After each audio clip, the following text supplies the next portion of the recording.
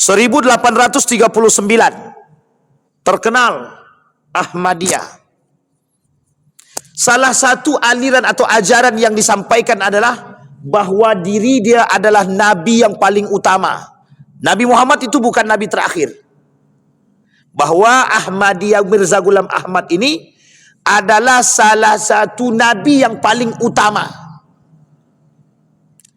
Dan itu Bapak Ibu, dampak daripada kita tidak memiliki akidah yang sahih. Kalau kita tak memiliki akidah yang benar, maka kita akan mengikuti paham Ahmadiyah. Akan mengikuti.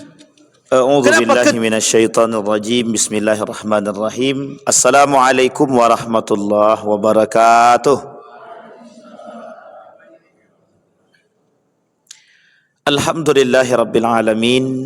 Alhamdulillahilladzi an'ama bi ni'matil iman wal islam bihima tatimmus salihat.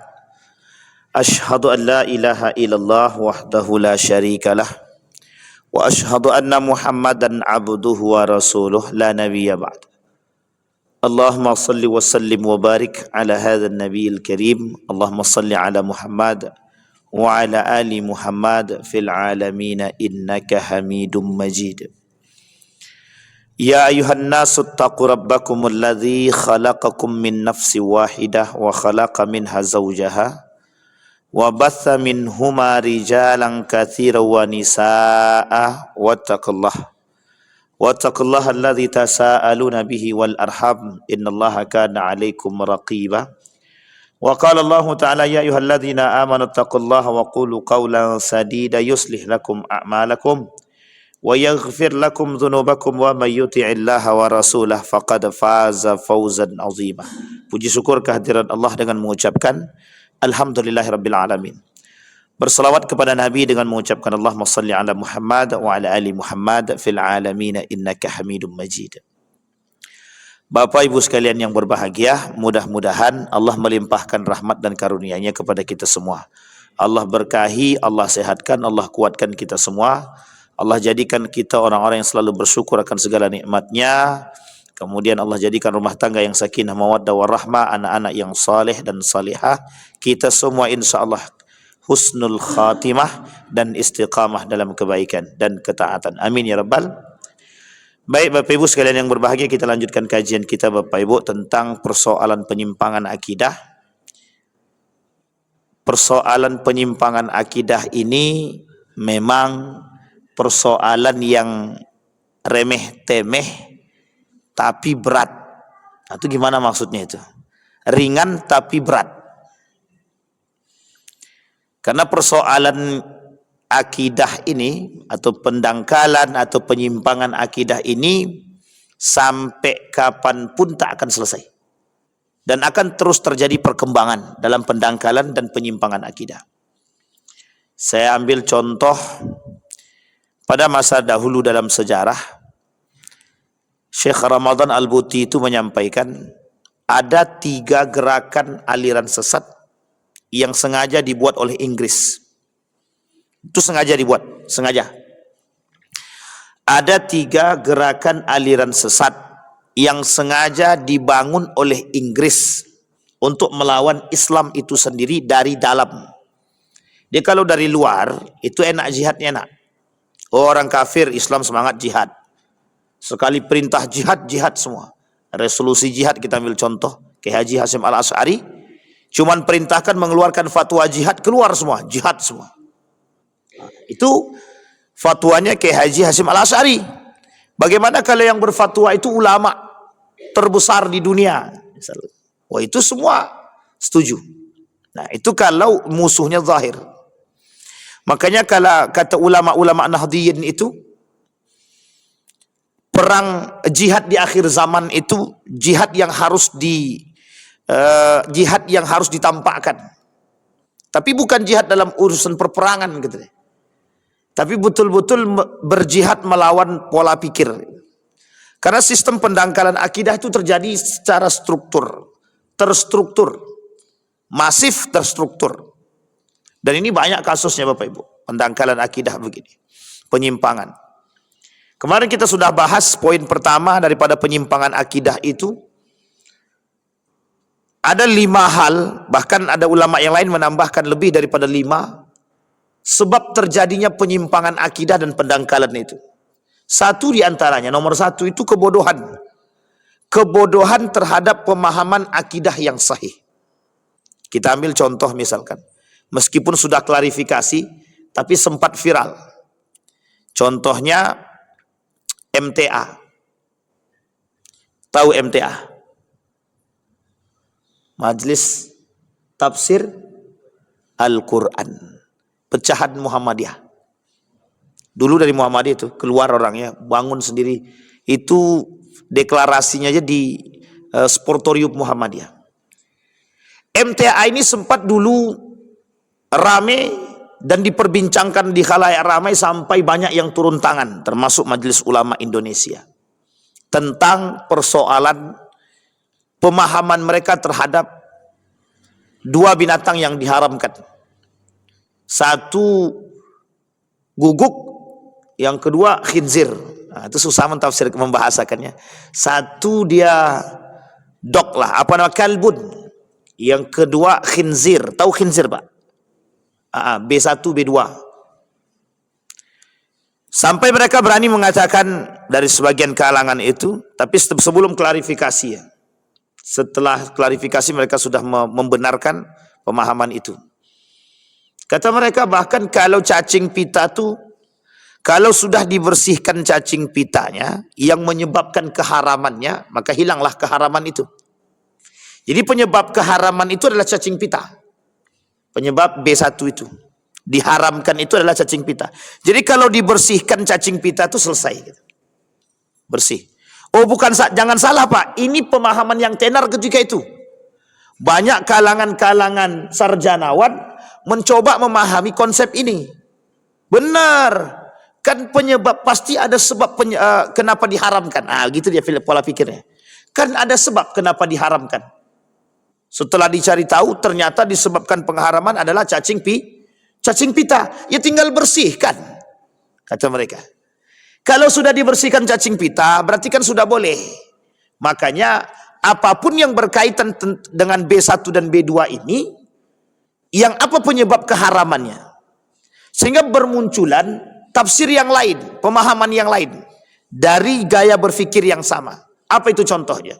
Sesuatu yang sudah dibersihkan dari yang haram tadi itu dibolehkan. Kulit babi, minyak babi, dan lain sebagainya. Itu diperbolehkan. Coba lihat sekarang, makanan mana yang tidak pakai campuran minyak babi? Sedikit sekali. Banyak yang menggunakan makanannya pakai campuran minyak babi. Enak gitu deh.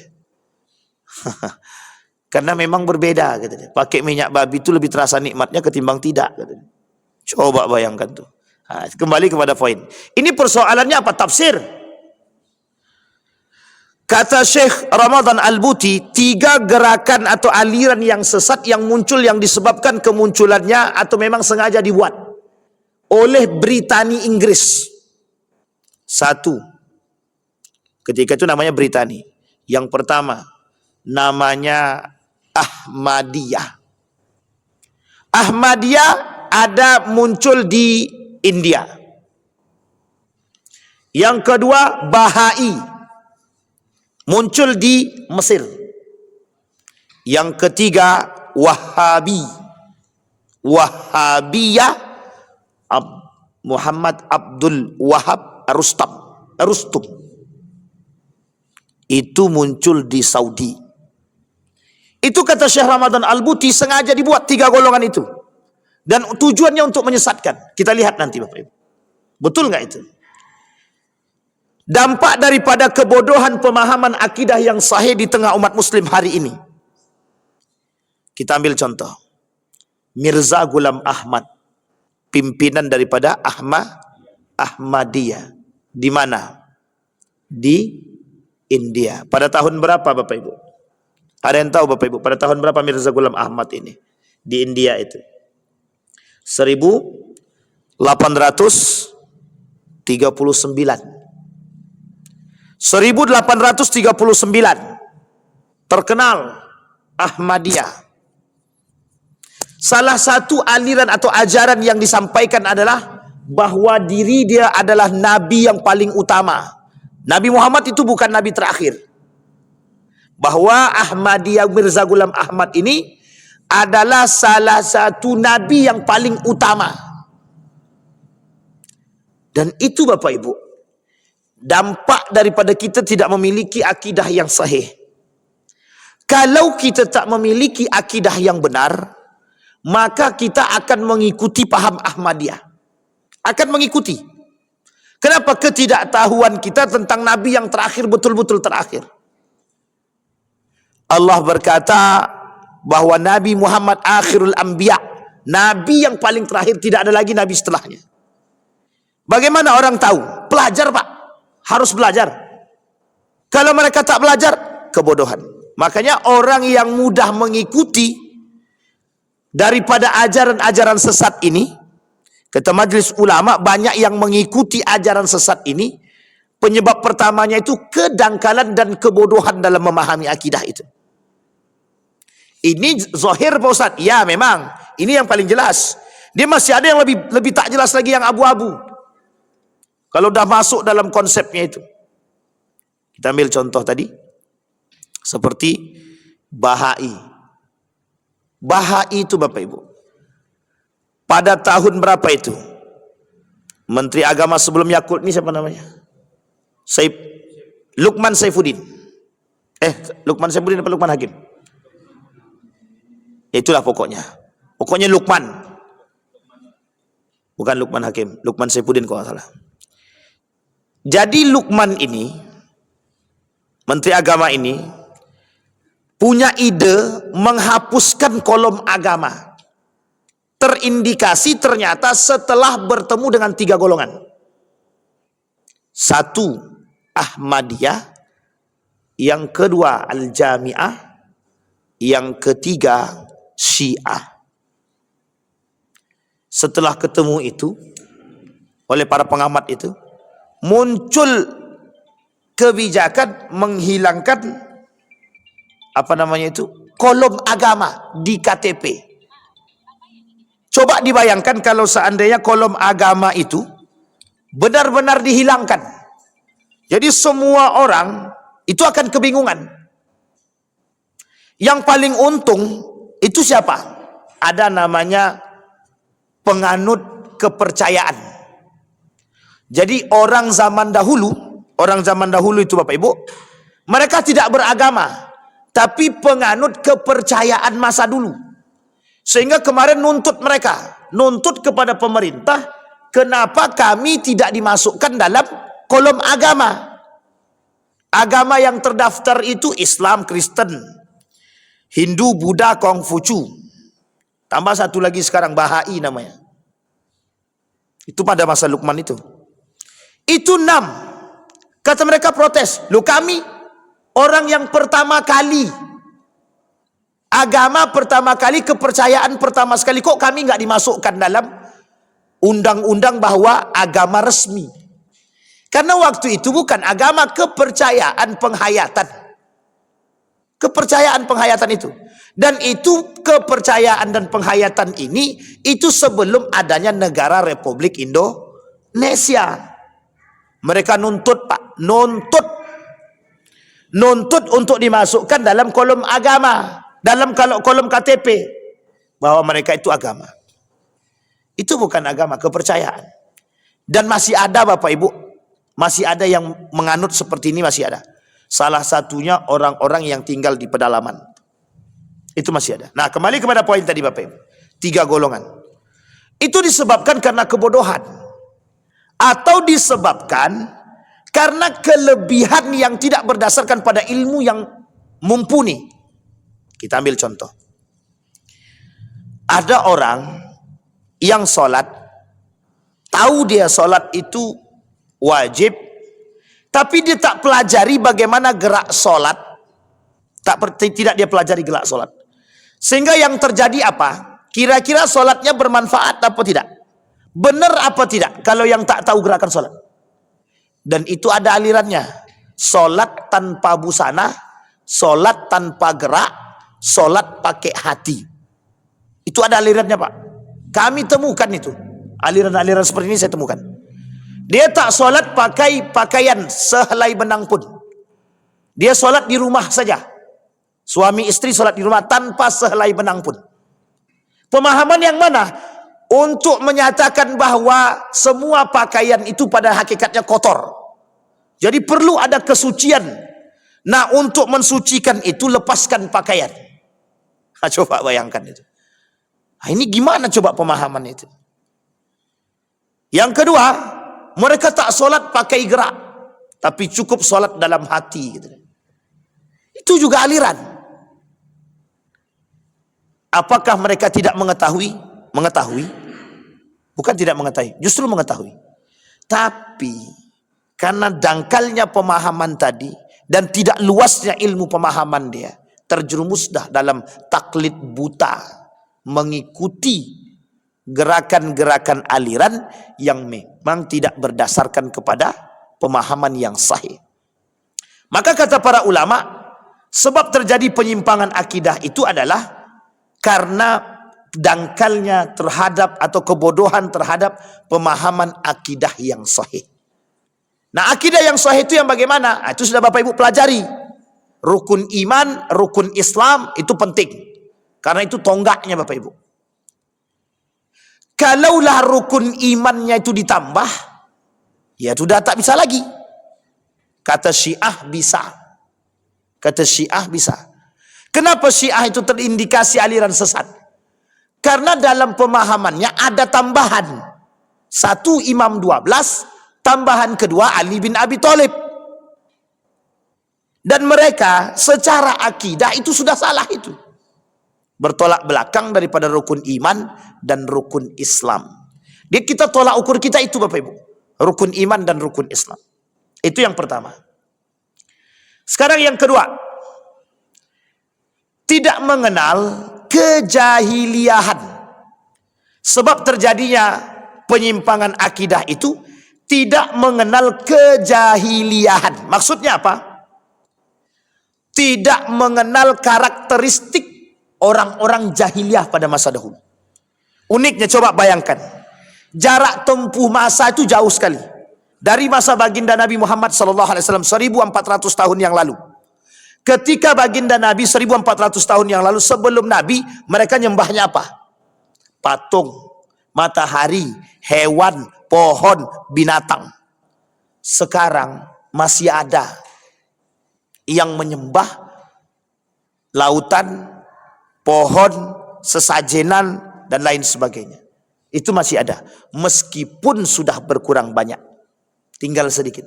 Uniknya adalah kok bisa jarak yang begitu jauh sekali masih bisa menyisakan orang-orang seperti ini. Ini penting untuk dipahami. Kok bisa menyisakan orang-orang yang seperti itu? Dan lebih parah lagi dan lebih daripada jahiliyah lagi. Pemahaman konsep jahiliyah itu, yang pertama itu ada namanya zannal jahiliyah. Berfikir seperti orang jahiliyah. Karakter dalam Al-Quran, jahiliyah itu ada 4. Satu di antaranya zannal jahiliyah.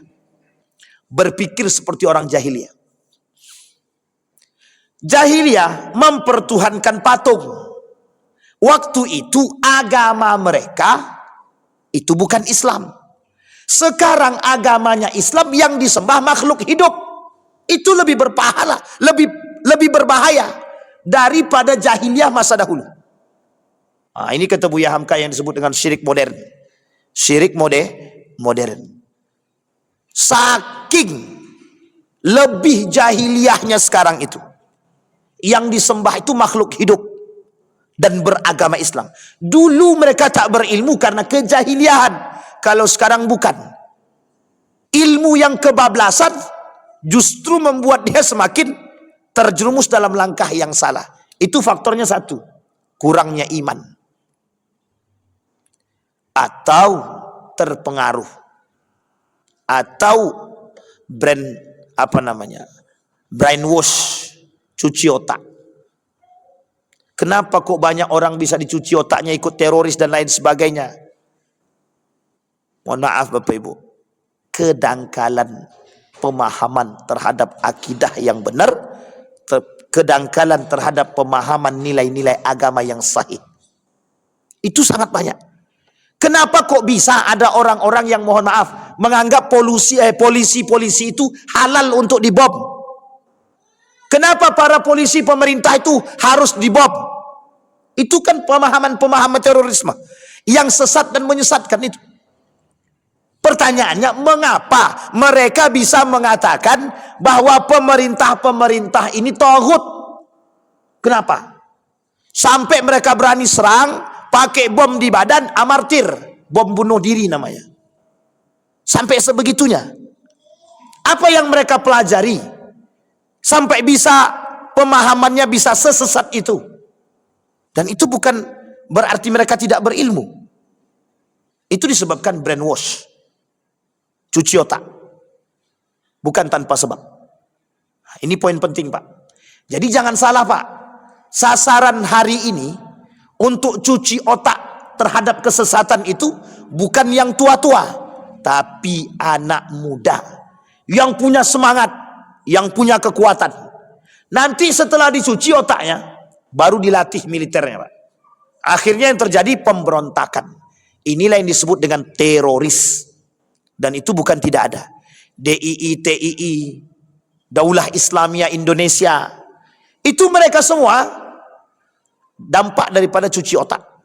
Dampak daripada kedangkalan pemahaman, kemudian bertemu dengan orang yang kemudian mencuci otak mereka. Mereka lakukan tekanan kepada mereka sehingga terjadi perubahan. Itu berat, Bapak Ibu. Berat. Makanya hati-hati, Bapak Ibu. Persoalan persoalan aliran-aliran yang sesat ini itu sangat berbahaya. Apalagi di tengah anak-anak muda kita saat ini.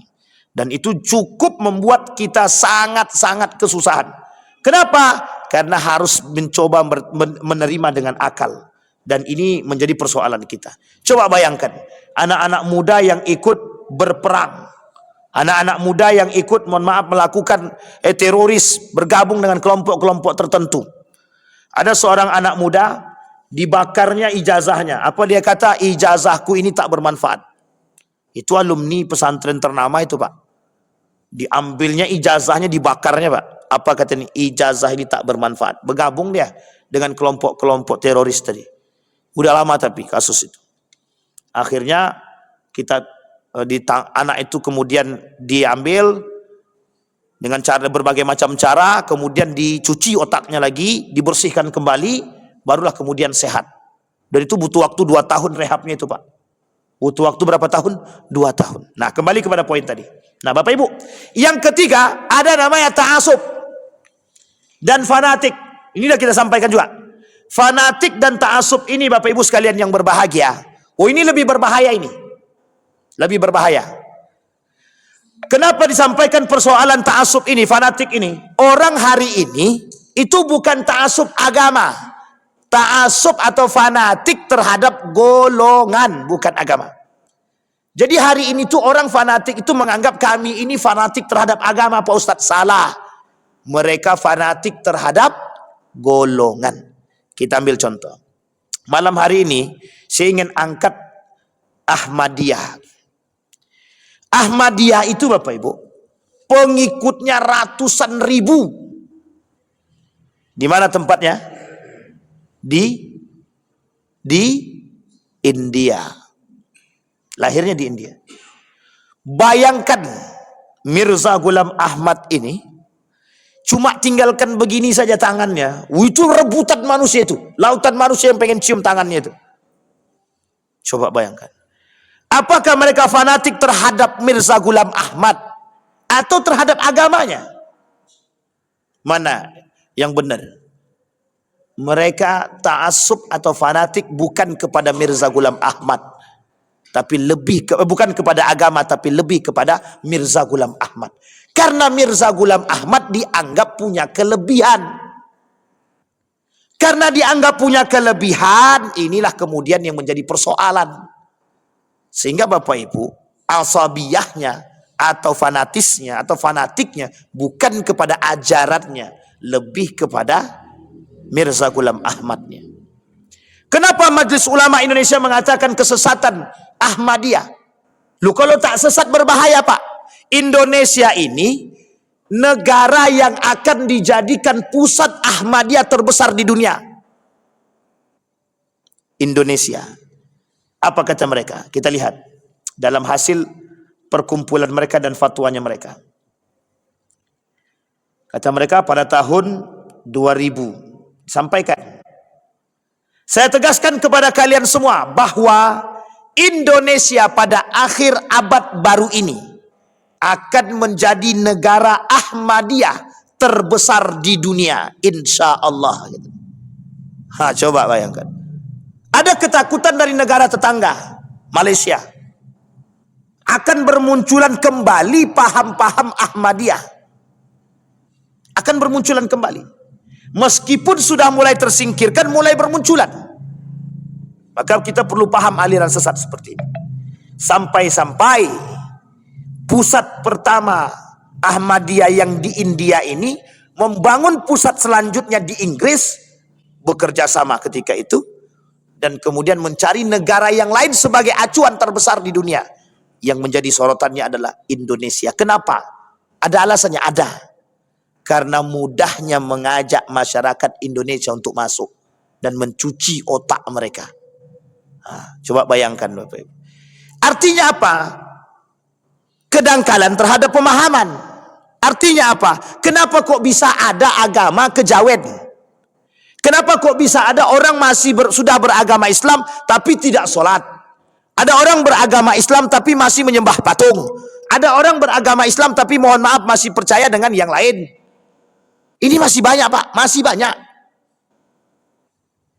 Maka muncul sejarah daripada Islam kejawen itu adalah salah satu dasarnya, yang penting kami masuk ke dalam Islam dulu.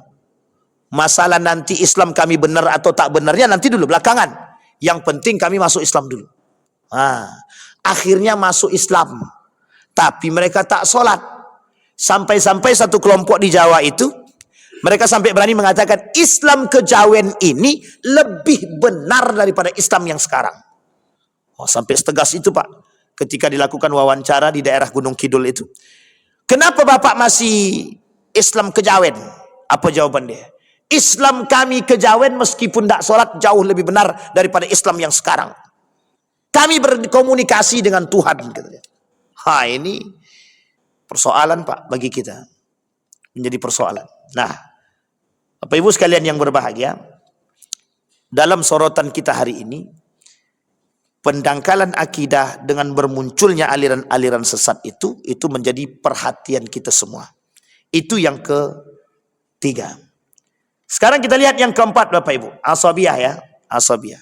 Jadi kalau orang-orang Muhammadiyah jangan terlalu fanatik terhadap Muhammadiyah.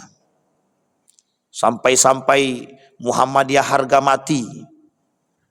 Tidak ada itu Bapak Ibu, itu tidak slogan itu. Tidak slogan. Iya. Kenapa saya katakan tidak slogan? Yang kita bela, yang kita harus fanatik terhadap agama, bukan golongan. Dampak daripada fanatisme golongan, itu ketika golongan kita itu dijelekkan orang, kita sakit hati. Kalau yang dijelekkan agama, kita sakit hati, masih ada wajar-wajarnya lagi Pak. Tapi kalau yang dia sakit hatikan itu adalah golongan, pertanyaannya, mungkin tidak golongan itu salah? Ada salahnya gitu. Apa Muhammadiyah benar secara utuh? Apa Nahdlatul Ulama benar secara mutlak? Apa Wahabi benar secara beneran, persis, dan lain sebagainya? Enggak Pak. Jadi kalau kita fanatik terhadap golongan, kalau ada orang yang menjelekkan golongan tersebut, maka kita tak terima. Karena fanatisme kita bukan kepada agama, tapi kepada golongan. Jadi ketika ada kritikan terhadap yang salah, kita protes. Sakit hati. Meskipun itu benar salahnya. Kadang-kadang kita tak terima. Dengan kebenaran yang salah, yang kita lakukan, diperbaiki oleh orang kita tak terima. Karena saking fanatiknya terhadap golongan. Muhammadiyah bisa salah. Nahdlatul Ulama sangat bisa salah. Persis bisa salah. Semua gerakan itu bisa salah. Apapun organisasinya, itu semuanya bisa salah. Bukan tak bisa salah, bisa salah. Hanya saja kita bisa ndak menerima kebenaran dari jalur yang lain yang mengkoreksi kesalahan yang kita buat. Kalau kita fanatiknya terhadap agama, kita pasti bisa terima. Tapi karena kita ta'assubnya kepada golongan, gerakan, organisasi, jadi kita tidak terima orang-orang yang menjelek-jelekkan kita. Baik, yang keempat, taklid buta. Nah, ini yang terjadi. Kenapa banyak pengikut daripada Ahmadiyah? Taklid buta. Taklid buta. Pada masa baginda Nabi ada nabi palsu. Siapa namanya? Musailamah Al-Kadzab. Itu yang paling populer. Pengikutnya banyak apa tidak? Banyak, Pak. Musailamah Al-Kadzab ini, Bapak Ibu, bukan orang bodoh, orang pintar. Sangat terkenal dan tersohor dengan keahliannya dalam bidang syair. Saking pintarnya dalam bidang syair, dibuatlah ayat-ayat Al-Quran oleh mereka dalam kitab dia itu, dia tuliskan dengan bahasa syair yang dia miliki. Nah, itulah munculnya ayat tentang gajah itu, Al-Fil. Al-Fil di dalam Al-Quran berbeda dengan Al-Fil yang dia buat. Kalau bahasa Indonesianya itu gajah, badannya besar, hidungnya panjang, kata dia, anfu tawil. Itu bahasa dia. Kalau Al-Fil yang ada di dalam Al-Quran berbentuk syair, begitu juga tentang satu kecaman. Sementara yang dia buat ingin menandingi itu tadi. Dia merasa sombong dengan ilmu syairnya. Bukan orang bodoh, Pak. Bukan orang bodoh. Merasa berilmu dengan keilmuan syair yang dia miliki, bahasa yang dia miliki, sehingga kesombongan dia ingin menandingi syair daripada Al-Quran, kehebatan bahasa daripada Al-Quran, dia buat tandingan. Justru ketika dia buat tandingan, diketawai oleh pengikutnya sendiri. Uniknya, perhatikan baik-baik uniknya. Pengikutnya mengetahui perbuatan dia, tapi justru mengikuti. Itu kan logika terbalik. Kenapa? Fanatisme. Kenapa? Taklid buta. Sama, Pak, dengan kelompok-kelompok yang aliran-aliran sesat sekarang itu. Syiah. Apakah yang menjadi imamnya Syiah ini bukan orang pintar? Pintar. Apakah para imam-imamnya Syiah ini orang yang tidak berilmu? Salah, berilmu. Berilmu mereka, Pak. Pertanyaannya, kok bisa pengikutnya banyak? Karena fanatisme kepada orang, fanatisme kepada golongan, itu yang menyebabkan kesombongan dan keangkuhan. Kedangkalan pemahaman kita terhadap Islam yang sahih, yang benar, itu yang menyebabkan. Kemudian yang keempat itu ada sebab lagi, dah taklid buta tadi. Karena si Anu itu kawanku, Ustaz, dan dia ikut golongan Syiah, maka aku percaya dengan dia orang baik dan aku ikut Syiah juga. Coba bayangkan. Nih, Pak, mohon maaf, alumni pesantren. Salah satu alumni pesantren terbesar di Indonesia. Berangkat dia ke Iran. Dia katakan ke saya begini. Wan, kalau ndak Syiah, ndak yes. Kalau ndak Syiah, ndak yes. Paham maksudnya, Bapak Ibu? Kau harus pindah ke Syiah. Syiah itu bagus. Hanya orang-orang saja yang berpandangan jelek tentang Syiah. Tahu Bapak Ibu kenapa? Karena dia sekolah di situ. 3 tahun dia sekolah, berubah langsung. Apa kata dia? Aku tak mau balik, Wan. Surganya dunia itu ada di sini, kata dia. Astagfirullah. Sampai ibunya stres, Pak. Nelpon kepada kawan dia yang lain, membujuk dia agar dia mau pulang. Tak mau dia balik. Sudah menikmati sekolah di Qum. Artinya Bapak Ibu, itu bukan disebabkan karena kebodohan saja. Kalau sudah temakan air tadi itu susah memang. Kalau sudah merasa nikmat tadi susah. Kalau sudah mendapatkan kepentingan tadi sudah sulit. Sehingga mohon maaf, penyebab yang lain itu adalah ikut-ikutan. Karena merasa kenyamanan dan lain sebagainya. Sehingga artinya mereka terbawa dengan suasana. Maka Bapak Ibu sekalian yang berbahagia, poin-poin yang saya sampaikan itu poin-poin yang penting yang memang terjadi di tengah kita begitu. Yang mudah diikuti. Dan sangat-sangat mudah diterima. Kita ambil contoh yang paling sederhana saja. Bapak Ibu lebih pilih mana? Ibadah dengan mudah atau dengan ribet? Ibadah solat dengan mudah atau dengan ribet? Pasti orang pilih dengan mudah. Habis solat nggak usah zikir berjamaah, ngabisin waktu. Misal aja. Itu contoh ya. Sederhana kan? Lebih cepat. Karena dalil Al-Qur'annya ada. Berzikirlah kalian qiyaman wa qu'uda. Kalian boleh berzikir sambil berdiri, sambil duduk boleh. Jadi assalamualaikum warahmatullahi wabarakatuh. Assalamualaikum warahmatullahi wabarakatuh. Langsung berdiri zikir sambil jalan boleh. Lebih cepat apa lebih lama? Kalau nunggu zikir berjamaah, belum lagi zikirnya ada 3. Subhanallah, alhamdulillah, Allahu Akbar. Nanti imamnya tambah pula lagi la ilaha illallah. Tambah lagi imam doanya panjang, habislah 15 menit. Coba bayangkan. Orang-orang berfikir sehingga daya tarik. Uniknya Pak, kalau kita tahu ilmunya tidak jadi persoalan. Kalau kita tahu ilmunya tidak jadi persoalan. Yang kita tak tahu, yang kita persoalkan adalah kita tidak tahu ilmunya tapi kita ikut-ikutan. Itu persoalannya. Sehingga dengan ikut-ikutan, kalaupun kita ikut-ikutan ada landasan yang kuat yang kita ikuti tak ada masalah. Yang salahnya lagi, sudah kita tidak tahu landasan yang kuat, ikut-ikutan menyalahkan orang pula lagi. Ini masalah Pak. Saya katakan ini masalah besar. Masalah besar. Dalam semua golongan tidak boleh menganggap diri dia paling benar, itu tidak boleh. Muhammadiyah menganggap diri dia paling benar, tak boleh Pak. Tapi kalau dia berkata kepada kelompok dia bahwa apa yang dia buat ini benar, ya tidak ada masalah.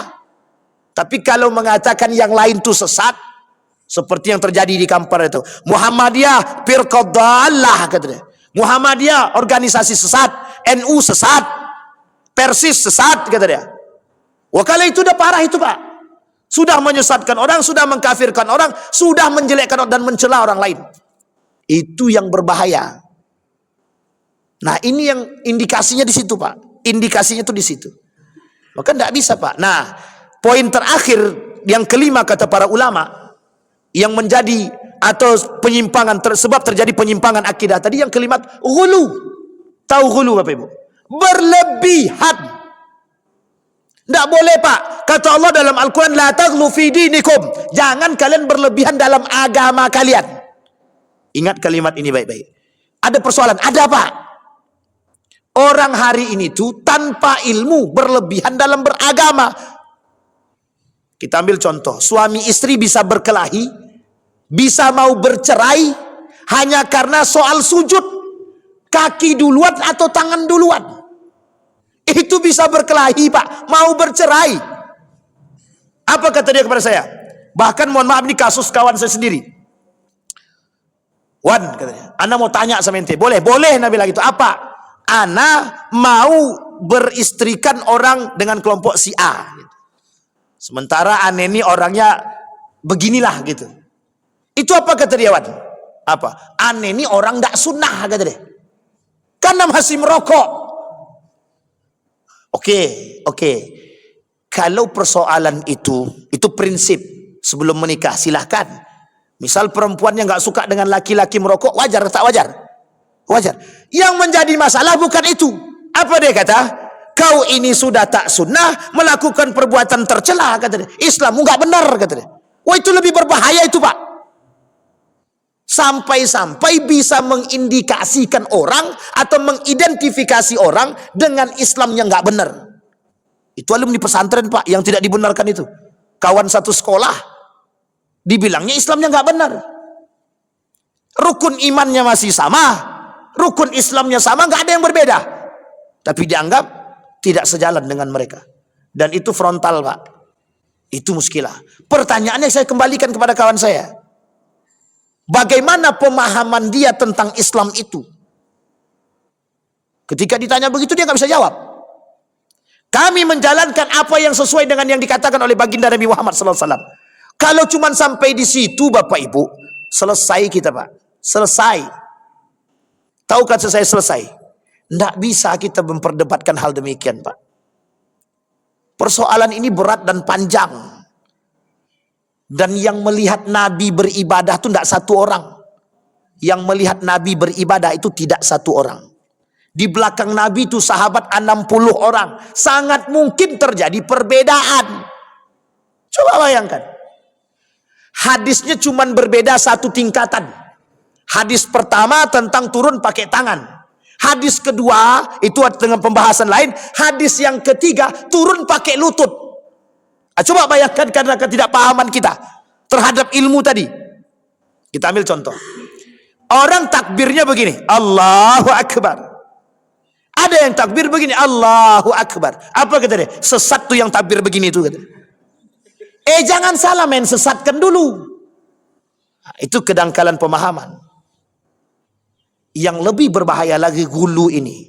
Apa yang kita sebut dengan bahayanya gulu? Berlebihan. Yang dimaksud dengan berlebihan itu cuma satu, Pak. Cuma satu pemahamannya. Menganggap diri paling benar. Sehingga dampak daripada menganggap diri paling benar, mengkafirkan, menyesatkan, dan membid'ahkan orang lain. Itu yang akan muncul. Dari pemahaman yang sangat berbahaya itu. Dan ingat Bapak Ibu, pemahaman seperti ini kata para ulama, ini pemahaman yang berbahaya. Sangat berbahaya sekali. Loh, ini kita nggak kemana-mana ya Bapak Ibu ya. Tapi ini poinnya kata para ulama, gulu. Boleh enggak kita mendalami ilmu agama? Boleh Pak, tak ada salah. Kita tidak dipersoalkan. Bahkan kita ini radikal terhadap agama. Wajib. Radikal terhadap agama itu wajib. Yang dilarang itu radikalisme. Ekstremisme. Yang dibenarkan itu radikal. Mendalami ilmu agama itu radikal namanya. Bapak Ibu sholat 5 waktu di masjid, itu namanya radikal namanya. Radikalisme kalau Bapak Ibu mencaci maki orang lain dan menyalahkan yang lain, menganggap kita paling benar, dan yang tidak sejalan dengan kita harus bunuh, kita harus asingkan. Itu yang disebut dengan radikalisme dan ekstremisme. Sampai di sini bisa dipahami Bapak Ibu ya. Ini poin penting. Sekarang 5 poin tadi Bapak Ibu, 5 poin ini akan Bapak Ibu temukan. Maka insya Allah kalau kita bertemu lagi dengan izin Allah, kalau tak ketemu berarti dengan izin Allah juga, akan kita sampaikan poin bagaimana cara kita selamat dan bagaimana cara kita memilah itu. Agar kita bisa tahu mana yang benar, mana yang tidak benar, dan mana golongan-golongan. Tidak semuanya sesat.